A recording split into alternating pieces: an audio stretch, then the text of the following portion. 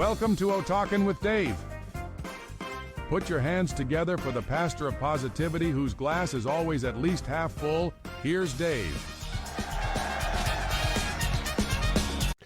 Hey, how we doing out there? I hope you're great. I'm great. Self-assessment, which are almost always affirmative. We got a cool topic today.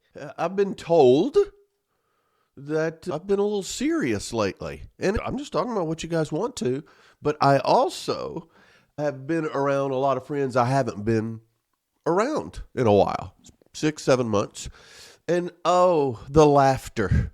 We have so much fun.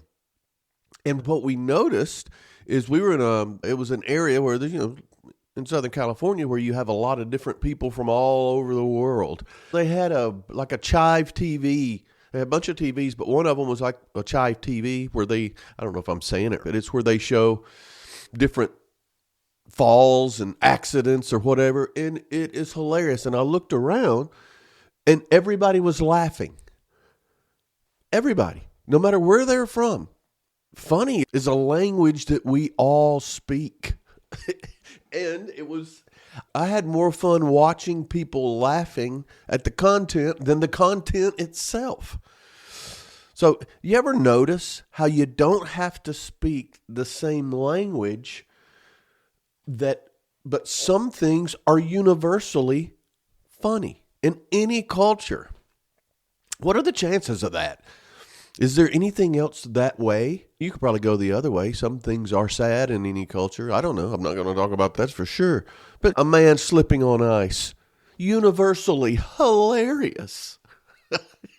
A dog in a little dog outfit or sunglasses or something like that. Everybody loves that. Even if it's not funny, it's appreciated and considered, oh, that's cool. Look at that. Makes you smile, no matter where you're from. Or the ever-present funniness of a fart. Maybe in a crowded elevator. Maybe in a quiet room. Oh, a fart in church is a game breaker. So many stories. And it's just fantastic. And it's funny to everybody. You could drop any of these moments off into any country on the face of the earth, and the reaction is instantaneous. And it's the same one.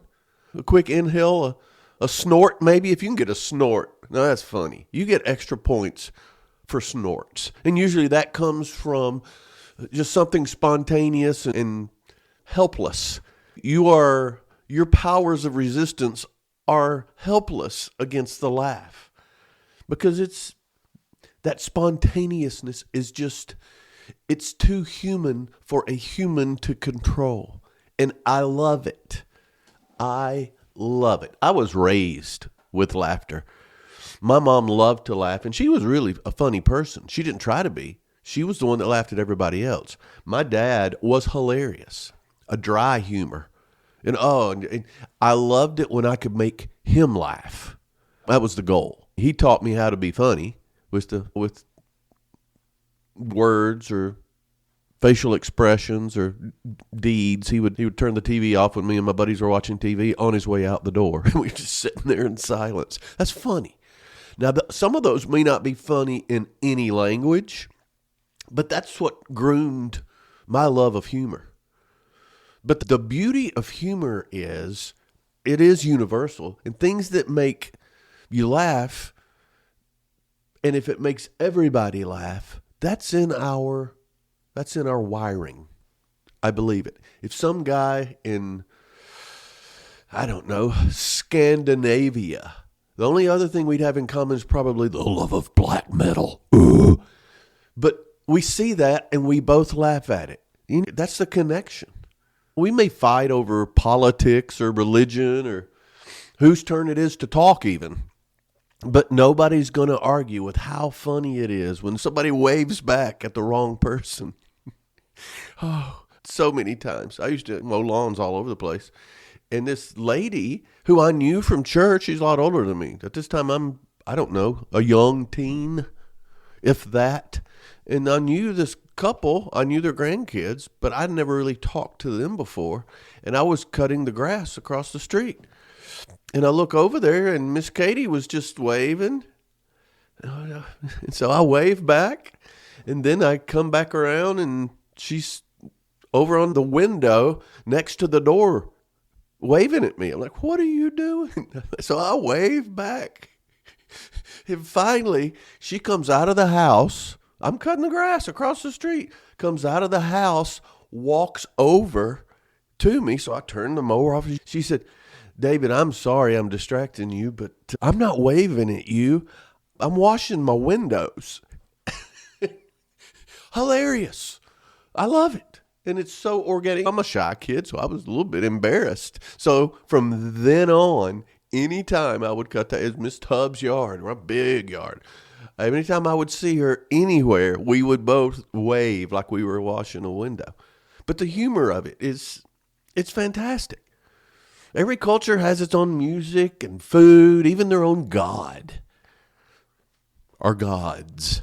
But every culture has the same sacred moments out there. Like somebody trying to act cool after they tripped. Or somebody walking right into a glass door. I'm fascinated by it and thrilled by it also. So this is about life's funniest moments that also are its most honest moments. Farts, falls, and faceplants. I don't mean to get crazy with the bathroom humor. That connects us. We get it. We get it. Because when we laugh, the mask falls off. The troubles, maybe for a split second, everything that's burdensome isn't for a moment. Yeah. When we laugh, we stop pretending to be impressive. We stop pretending completely. Yeah. We're all just clumsy miracles out here, just trying not to trip over the same floor we've walked across 1,000 times. Oh, I love it. So no matter where you go, Tokyo, Toledo, or Timbuktu, people laugh at the same things. You don't need subtitles. For someone slipping on ice or walking to the glass door, I think of people.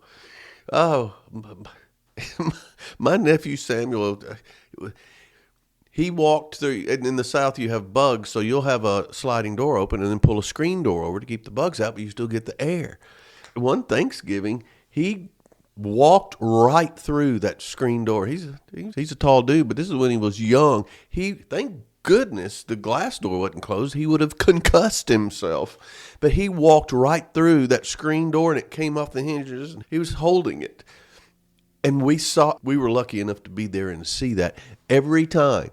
We sold Dad's house now, so it's not there. But every Thanksgiving, every time we were together, remember the time, Samuel, Chinese people, Mongolian people in Singapore or Australia, if they'd have seen that, they would have laughed. Oh, and the thing is, I talk a lot about community and your circle of friends and have a strong circle of friends. In 2023, which is just a couple of years ago, Oxford did a study that found that humans laugh 30 times more often when they're around other people than when they're alone. Yeah, so that's proof that it's not just life, but with it, it's a social glue. It's not only social, it's global. And I love it. So funny isn't human. Embarrassment, pride, and overconfidence, those are international as well. But everyone's been betrayed by an automatic door. And that door to the connection is humor. Yeah. And I think it's great. If you ever dropped your phone on your face while you're laying in bed scrolling, congratulations. You're connected with the rest of the world because that's hilarious. So why is it funny everywhere? Why? Because humor is honesty. It's just disguised. We laugh at the truth we can't admit out loud. I can't admit that watching that old man fall would be funny. But when it happens, if he's not hurt, but when it happens, it just comes out because it's honest. I love it. Humor being honest is such a cherishable way to describe it. It's fantastic. Also, it's physical. Some of the best comedians, that slapstick humor, I love it. That connects people. You could, anything from, some of the first humor was in silent films. I used to love Three Stooges. I grew up watching that stuff, and that's very physical. Gravity is a comedian with perfect timing. And you have certain people who that is a lot of their humor. Pitfalls, pratfalls, what are they? I don't know. Both. But also, it's funny. We knew it was funny from the very beginning. Also, it's unexpected. The surprise and recognition they generate the laughter. Because you didn't expect it to happen, but when it did, oh. And you can watch, like we were watching that Chive TV. I knew it was going to be a series of these things happening. Whether it's a person or a pet, a baby, an old person. And I don't want anybody to get hurt. And it's going to be a series of these things happening. But I just laugh uncontrollably. I've cried more during laughter than ever, cumulatively, through sadness. Oh, so it's unexpected. And also, it's safe. Comedy lets us visit disaster without getting hurt. I'm laughing right now thinking about Samuel walking through the screen door still.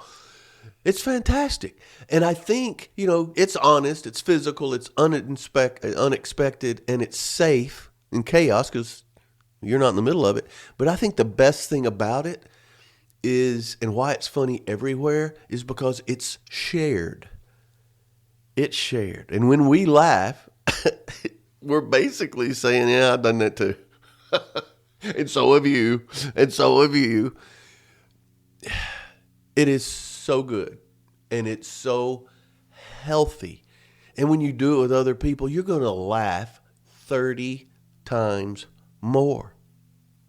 So, what does and I could list 100 of these. And I've mentioned a couple, but I'm going to list 10 things that the whole world laughs about. Someone walking into the glass door or a screen or whatever. It's funny every time. And it happens a lot. How many times have you seen that happen? Live. I can think of half a dozen. And if in reality, it's probably been a lot more than that. But you know why I know it happens so much? They've started putting stickers on the doors. They put to say, hey, this is not open air. Oh, Steph and I were at a Mexican restaurant, and it was packed. It was Taco Tuesday. And so she got up, was going to go to the restroom. It was one of the first or second times there, and the place was kind of laid out, kind of weird. In the other room, there was, everybody is here. We're on the patio. Everybody is out here. And then you have to step up and go to the restroom. She looks over here, and she thinks, oh, okay, that's the way. And on the other side is like 12 people eating at this big table. She steps up to walk right through. Bam! It was a huge window. It wasn't a pathway. And I thought, I've never seen anybody go that way before. She hit it hard enough, and it was a step up, so it backed her up. It got everybody's attention at that table, and they were just like, oh, my goodness, what just happened? They thought maybe a bird flew into it. And there's a smudge there where her forehead had hit it. And then, of course, everybody on the patio they looked at her, and then they looked at me, and I was snorting. I was belly laughing. It was so good. And then she had to walk back through everybody to go around and use the bathroom. I have seen that several times. I have done it myself. And so when that happens, it is hilarious, universally. I tell you, another thing, this is embarrassing and it's awkward, but it's funny. When a singer, apparently a confident singer, goes to hit a note and misses it. And it misses it badly. I remember at my friend's wedding, I was in it. And it was in the South, everybody's in everybody's weddings. We all get married early. So we just rotate the groom. It's always the same groomsman. So it's me and my buddies, and we're all up there, the bride and groom. There's probably six groomsmen. And the guy goes to sing, and it's an a cappella song. There's no music. And I don't remember the song, but it was a lot of people did it at their weddings then. But it's a cappella, so it's just him. And we look, and the guy's got a great voice. I heard him in rehearsals, and oh my goodness, I didn't know he could sing that way.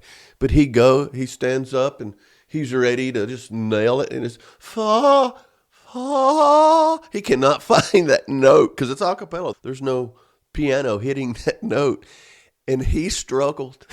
He finally got past the first note and sang it and did a fantastic job.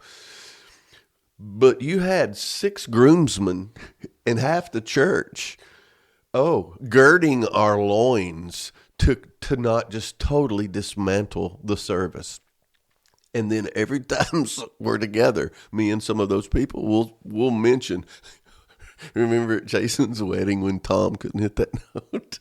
And everybody would laugh. And at the reception, it was when we could let our guard a little bit. Things are just funnier when you're not supposed to laugh. But that is one that's universal. Somebody confident, just not hitting the note. When a child says something that's just brutally honest. And they get bonus points if they're repeating something you said. This could be in public. It's definitely in a group setting. If they repeat something that you said that you shouldn't have said, now everybody knows. I remember when we used to have we'd get a new preacher at church, Mom would always invite him. Dad was a deacon and Mom was a great cook, and she was on all the committees and all of that. I was young. I was 3rd grade. I know exactly how old I was. So we were there, and I was a shy kid.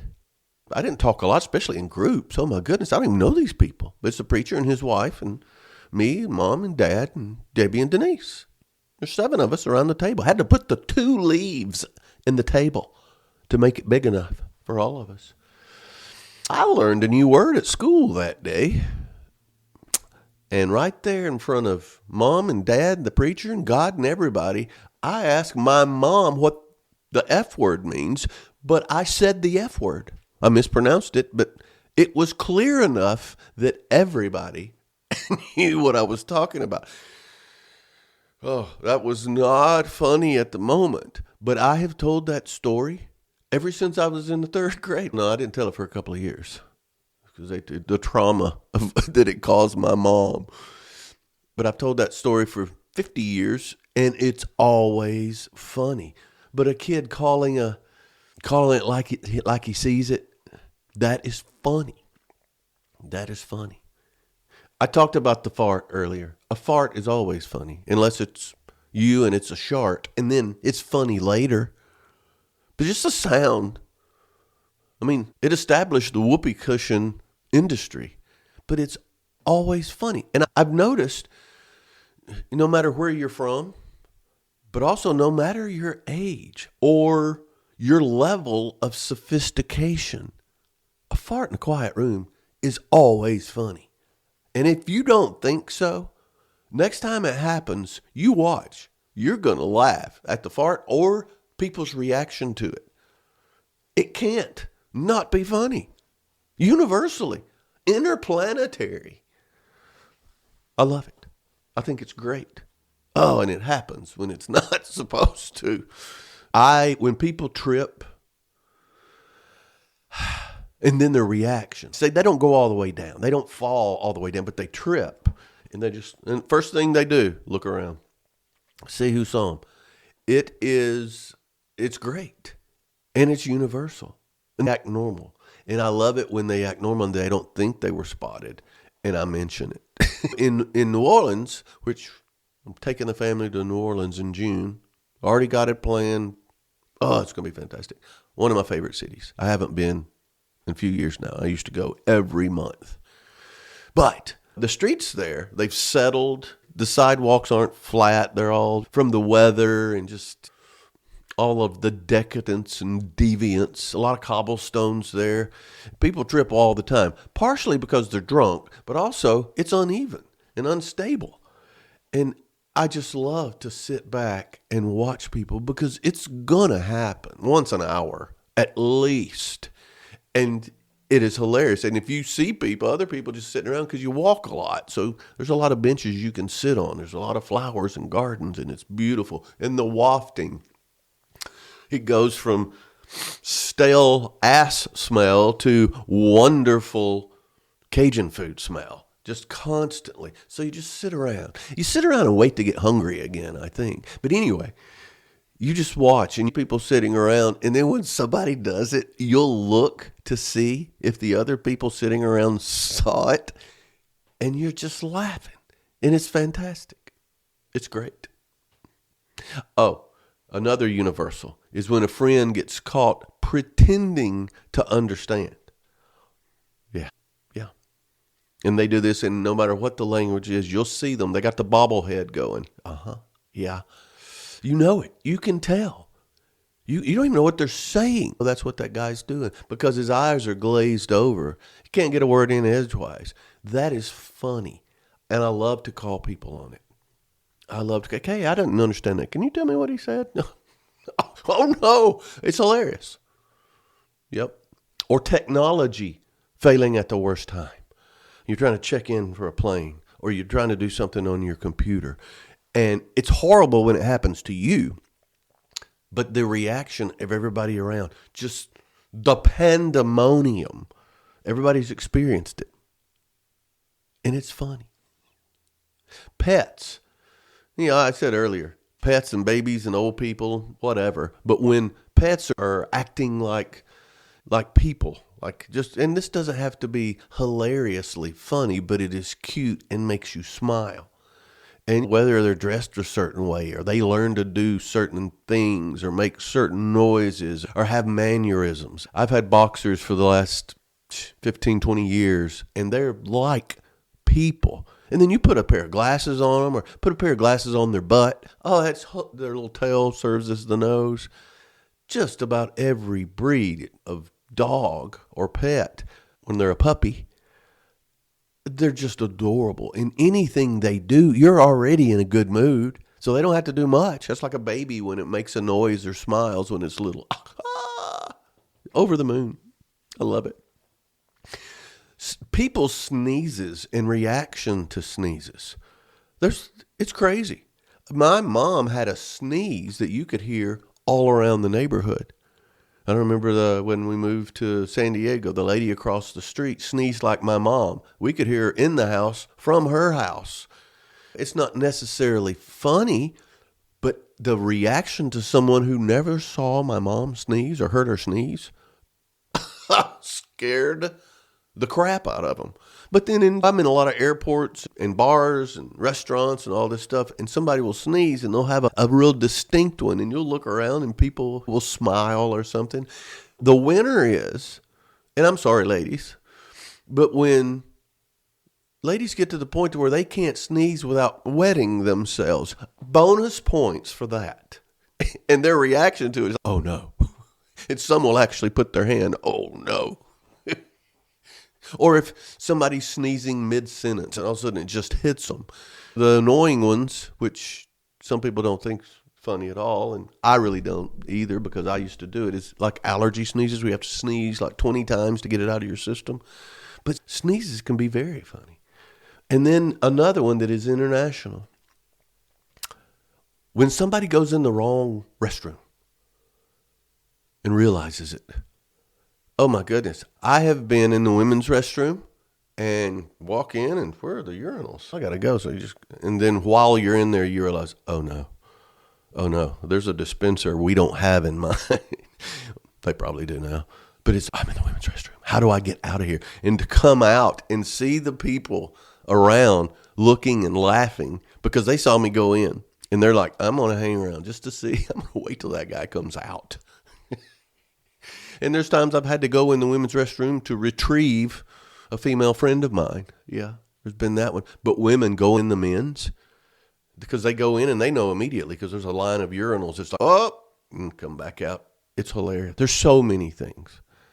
So many things. So it doesn't matter your accent or your religion, your time zone. These hit every crowd. I just did 10. They hit every crowd, no matter where you are. So really, the deeper point here is laughter is proof that we all miss the mark sometimes. I don't want anybody to get hurt, but falling is so funny. I don't want you to get hurt. The best fall I ever saw, and I'm not trying to rhyme, but I do it every time. That's just talent, people. I was playing tennis. It was my senior year, and I was playing singles, and I was the number 3 guy, and it was number 1 play, number 2. You had 6 courts, and it was 1 through 6 by talent level, or sometimes they stacked it or whatever. So we knew these guys fairly well because we played the same teams over and over. So I'm on court 3. I played number 1 doubles, but number 3 singles because I was slow. But I had to serve. So I was in court 3. I heard a kerfuffle down on court number 5. And I looked down, and this guy named Kyle from the opposing team had gone for a ball and missed it and lost his balance.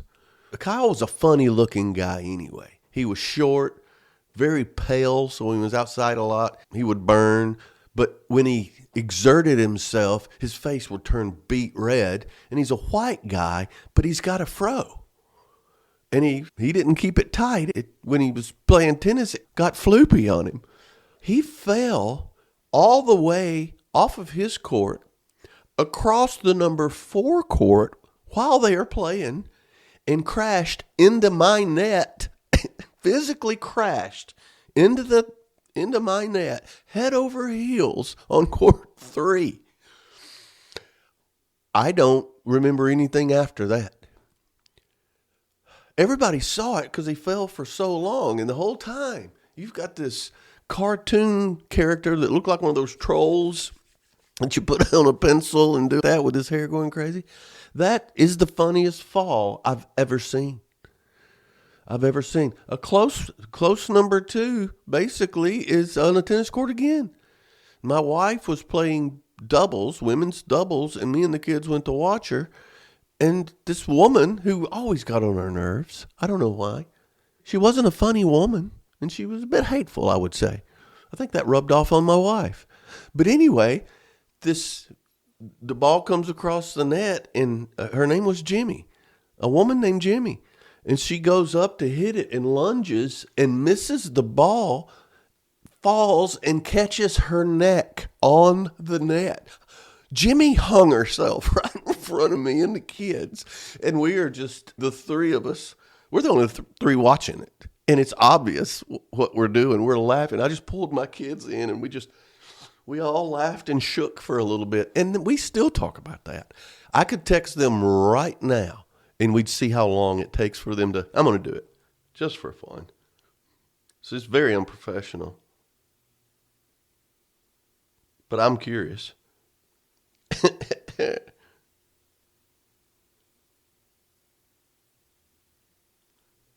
Remember when Jimmy hung herself on the tennis net? Let's see how long it takes. We'll see how long it takes. That's the thing. Laughter is proof that we miss the mark when it's universal and it happens to somebody. Something unfortunate happens to somebody and the world laughs. Is that wrong? No, I think it's fantastic. Try to look cool, but we spill our coffee.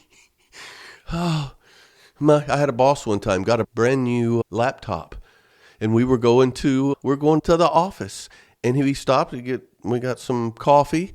He opened the laptop and went to get something and spilled his coffee into the laptop. He'd never even turned it on, and he fried it.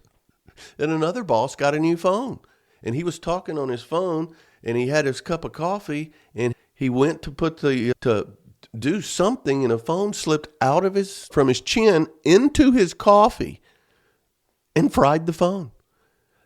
That's funny. That is hilarious. Anybody that saw those things happen, and I was the only one present for both of them, I laughed uncontrollably.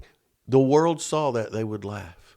When we try to seem wise, but autocorrect gets us, and we don't catch it. Totally changes our philosophy around wisdom. And when you try to be composed, and you sit in a chair and it makes a fart noise. Oh, I love it so much. So every laugh is a reminder that perfection is boring and humanity is hilarious. So did you know infants laugh 300 times a day? Adults laugh maybe 20. What does that tell you? Laughter reduces stress by 40%. The stress hormones, when you're laughing, they go down by 40%. And people are 30% more likely to remember information when it's delivered with humor. That's why I don't apologize. I talk about when I'm doing O-Talks live, there's a lot of humor. I love it, and I never apologize for it because people remember it. They remember a funny story more than they'll remember 5 bullets on a PowerPoint slide. I think that's why comedians and teachers and leaders are so popular. There it is. My son said, "Of course, I haven't laughed that hard since." But comedians, teachers, leaders, they all use laughter because it's the shortest path for a connection. No matter if I'm doing something serious or not, when I was young, to get past my fear and my stage fright, I would say something funny because I knew if I could make them laugh, all right, they have some empathy if nothing else, and I'm in good hands. So how do we bring it with us? How do we bring funny everywhere into our life? It may not be the universal funny things, but those are there. You can Google it. 100 things that are universally hilarious are considered funny. I picked the top 10. That's where my list came from. So how do you bring funny everywhere with you? Just a few ways. Tell on yourself. Self-deprecating humor, that builds trust and lowers walls. I did this when I managed Chattanooga. My first branch as a sales manager. Everybody was nervous with the manager, just from past experience. If I ride for joint sales calls, they were nervous. If I was in a meeting, they were afraid of doing something wrong. That's a sign of bad culture, so I fixed that. And I had a dumbass of the month club. We'd meet every month for branch meetings. I'd give out numbers and all this stuff, and this is before a lot of the technology and the database automation. And we'd start out every meeting with the dumbass of the month club. And 2 rules. You had to nominate yourself, and you had to say something stupid that you had done that month. There's my daughter. So we got them both. My kids are great. But that's what it was. And it would cause people to be self-deprecating. And I won it many times. We'd go around the room, we'd all tell our entry, and then we'd vote. I won it a lot. And the best way to make somebody trust you or lower their walls when you're around is give them some dirt on you. And there were so many good ones. So tell on yourself a little bit. Another thing, find comedy in failure. That's a lot of the universal truths. You fall, you fart, you walk into a glass door, buddy, that's failure. And if you can laugh at your failure, you've already won. So that's great. And if other people will let you laugh at theirs, there's connection. Another one, laugh first. Be the one who lightens the room, not the one who weighs it down. I remember we were at a meeting of leaders of this corporation, and there's this guy, I loved him, he's no longer with us, and he taught me so much. And we would have 2 days of meetings, and he would come in and we would let him know what we decide. We did that, and he would call on people to talk, and we did, and there's a room, probably 20 people in there. And it was a U shape, so we could all see each other. And he's the CEO of this company. And so he said, I don't really like that. I don't think that's going to work. And I don't even know exactly what it was, but he went on for a couple of minutes about how, no, I don't like it. And then it was just deathly quiet. And I said, and somebody needed to say something. So I said, wow, thanks for throwing the turd in our punch bowl, Dave. And his name was David. And he was the CEO of the company. And I called him Dave. Thanks for throwing the turd in our punch bowl, Dave. And everybody's just, oh my goodness. O'Connor, what are you doing? And then David was a big guy at the time. So he started shaking like this. And then he was laughing. And he let it out. And he laughed. And when he laughed, it told the whole room, go ahead. It's okay. That was funny. The rest of the meeting was so productive because he was the first one to laugh. So be the first one to laugh. Don't be the heavy. Also, collect funny moments. Every day has at least one if you look for it. It's the purple car. It's the clicker. They're everywhere. And tell somebody about it. And then it may end up you had to be there. You were. And if it's funny, collect them. Remember them. There's usually a story with it. If you see something, just tell them what you saw. If you did something, tell them the whole story. But collect them. They're gold. And the last thing, don't weaponize it. Laugh with people, not at them. And that's tough. I'm a counterpuncher. And a lot of times I counterpunch with humor. And one of my favorite kinds of humor is sarcasm. Yeah, my wife didn't get sarcasm. She didn't get it. I would tell her, I said, the reason you don't get it is, to appreciate sarcasm, you need a certain degree of intelligence. See what I did there? She didn't think that was funny. Proof. So tell on yourself. Find comedy in failure. Oh, I've blown it, man. I've blown presentations before. And 3 pop in my mind right now. And it afterwards is, that's a funny story. I failed. That was a funny story. Laugh first. Collect funny moments. And don't weaponize humor. Yeah. So there's a few things laughter proves about people. A lot of people say, I don't like people. Or the famous thing, I like coffee or bacon or whatever, and 3 people. One thing laughter proves about people is we're all awkward. We are. That we all have our moments. And we all pretend to have it all together. We do. We don't want you to see us at our most awkward. And whether you admit it or not, we all like to be liked. There's a host of people out there. I don't care if they like me or not. I don't. That's the result. I wish they did. But once they don't, that's fine. But we like to be liked. It's more pleasant. And laughter helps. We all fail. Creatively. Whether it's a relationship or work or golf or hobbies or whatever. We all fail. And if we can fail with laughter, like we said earlier, it softens the blow. And then when everything else goes to hell in a handbasket, you know what?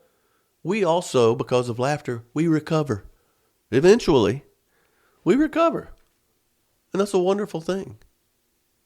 So I think I heard someone say one time, laughter is the sound of life, letting some pressure out. I love it. At some of my lowest times, I'm telling you, funerals, I have to be called down because you usually see people you hadn't seen in a while and stories come up. And at my dad's funeral, it was fantastic. The stories that I haven't heard in years or maybe not at all. And that would cause me to tell one because Dad was known for his sense of humor, not for this horrible disease that took his life. It's like steam from a kettle or a pressure cooker. If you don't release it, it'll blow up. Laughter's kind of that way. That's letting some pressure out of your life. So we can't always understand each other's words or politics or religion or the same music or stuff like that. But one good laugh, one honest, shoulder-shaking, snorting laugh, it breaks down every border, every barrier, because funny is everywhere. It's universal. It's not American or Chinese, definitely not French. It's human. And if you can still laugh when life trips you, whether you fall all the way down into a net or not, if you can still laugh, you're not losing your balance. You're actually finding your rhythm. And it is glorious. I wish everyone could laugh more, because laughter is medicine. And that's the only pill I take regularly. Thanks for hanging out tonight. Hit me at david@otalks.com or dave@otalks.com, or just hit the website. It'll tell you how to get a hold of me. I look forward to seeing you live. I'm setting up dates in 2026, and I am going to be everywhere. So you're going to see a lot of this. Hopefully it can be live, because my live events are interactive and we have a good time. I promise you. So check the website. It's going to come up in 2026. I'm going to add the appearances page again. So I appreciate you so much. Thanks for hanging out. Thanks for hanging on. But most of all, thanks for O-Talking with Dave. Giddy up.